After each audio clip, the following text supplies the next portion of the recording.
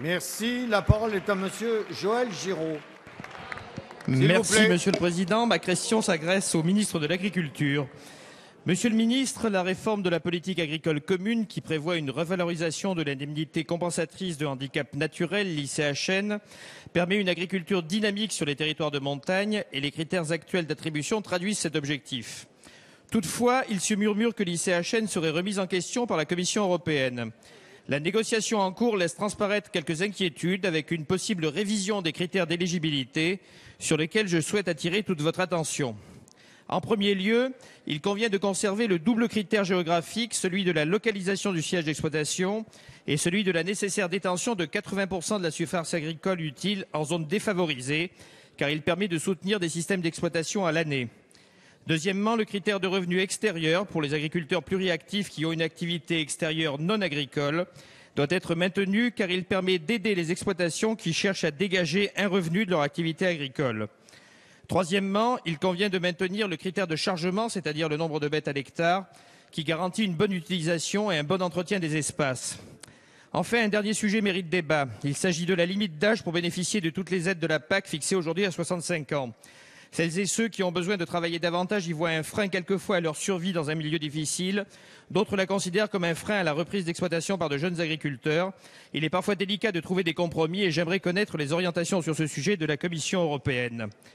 Monsieur le ministre, en tout état de cause, ce dispositif global est vecteur d'une image d'une PAC plus équitable et favorable à l'environnement et satisfait aux exigences de l'article 174 du traité de Lisbonne, qui reconnaît, à l'image de la loi française de 85, la spécificité des territoires de montagne. Aussi, pouvez-vous, aux côtés des organisations montagnardes, défendre les 3 critères précités auprès de la Commission européenne afin de garantir le maintien de l'activité agricole de nos territoires? Merci. La parole est à monsieur Stéphane Le Foll, ministre de l'Agriculture, de l'Agroalimentaire et de la Forêt. Monsieur le Président, Monsieur le député, vous avez évoqué l'indemnité compensatoire de handicap. Et j'ai noté dans l'assistance beaucoup d'interrogations.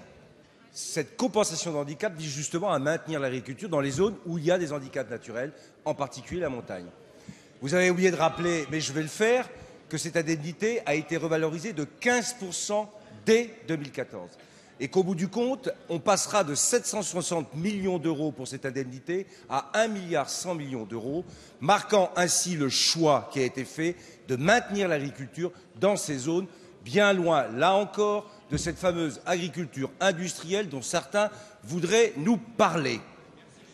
Quel est le débat aujourd'hui?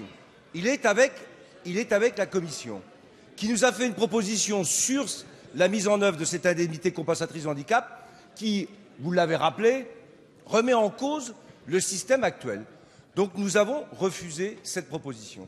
Nous sommes donc rentrés en négociation, non pas pour accepter cette mise en œuvre telle que vous l'avez évoquée, mais pour la contester et revenir à ce qui a été le principe de la mise en œuvre de cette indemnité compensatrice de handicap, en particulier sur l'idée que c'est les exploitations qui sont en zone de handicap qui doivent bénéficier de cette indemnité. La discussion s'est engagée et elle était longue.